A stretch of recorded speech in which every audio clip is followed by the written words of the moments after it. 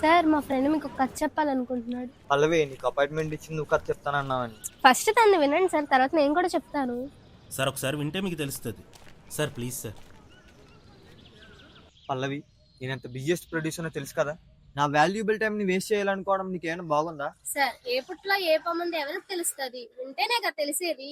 Sir నేను మీకు ఒక లైన్ చెప్తాను, అది విన్న తర్వాత నాకు టైం ఇవ్వాలా లేదా అనేది మీరే డిసైడ్ అవ్వండి. సరే చెప్పండి. సార్ ఓపెన్ చేస్తే మన హీరో ఒక బిచ్చగాడు సార్, విల్లాలో ఉంటాడు. విల్లా అంటాడేంటి? విల్లాలో ఉంటాడా? అంత కన్విన్సింగ్ ఉండదేమో. అదే కాన్సెప్ట్ తో కదా సార్ బిచ్చగాడు సినిమా తీసింది. నచ్చావయ్యా, నీకు టైం అవ్వచ్చు, చెప్పు. ఈసారి కిచెన్ లో ఓపెన్ చేస్తే గ్యాస్ స్టవ్ మీద సాంబార్ ఉంటుంది sir. I like sambar. I like idli. I like sambar idli. Continue. Hero మెల్లగా నడుచుకుంటూ వచ్చి సాంబార్ లోకి తొంగి చూస్తాడు సార్. ఏ ఆడంత ముందు ఇప్పుడు సాంబార్ చూడలేదా? యాక్చువల్లీ ఆ సాంబార్ లో ఒక బల్లి ఉంది సార్, ఆ బల్లిని తీద్దామని హీరో సాంబార్ లో చేపడతాడు. సాంబార్ లో చెయ్యంట, అప్పుడు తాతావా? హీరో సాంబార్ లో ఉన్న బల్లిని బయటికి తీసేటప్పుడు సాంబార్ లో నుంచి మెల్లగా పైకి లేస్తున్నా హీరో చెయ్యి మీద కెమెరా పెడితే ఆ చెయ్యి మీద సంధ్య కొడుకు అని రాసి ఉంటది. అది సార్ మన టైటిల్. సంజయ్ కొడుకు ఏంటి? అవును సార్, మన కథలో హీరో సంధ్య వాళ్ళ కొడుకు. ఇంతకీ సంజయ్ ఎవరు? సంధ్య ఎవరనేదే మన కథ సార్.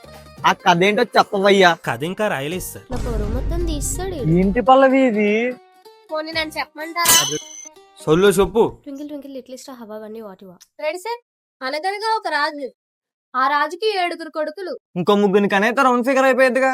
సార్ డిస్టర్బ్ చేయొద్దు, ఫ్లో మిస్ అవును. ఓ రెగ్యులర్ గా అయితే 7 కొడుకులు వేటకెళ్తారు.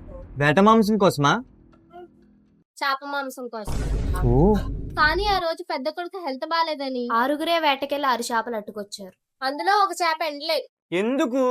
వాళ్ళకి అదే డౌట్ వచ్చి చేప ఎందుకు ఎండలేదని 6వ కొడుకు 6వ చేపను అడిగాడు.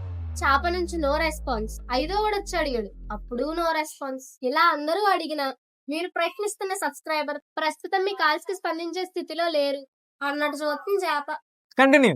దీనికో సొల్యూషన్ కావాలని చెప్పి 6 అన్నదమ్ములు పెద్దోడి దగ్గరికి వెళ్ళారు. అన్నయ్య ఓ చేప ఎండలేదన్నయ్య. ఎందుకు ఎండలేదంటే అదేమి చెప్పట్లేదు అన్నయ్య అన్నాడు. వెంటనే పెద్దోడికి ఒళ్ళు మండిపోయి బండి సరోజ్ కుమార్ లా బేస్ వాయిస్ తో చేప మాట్లాడుస్తా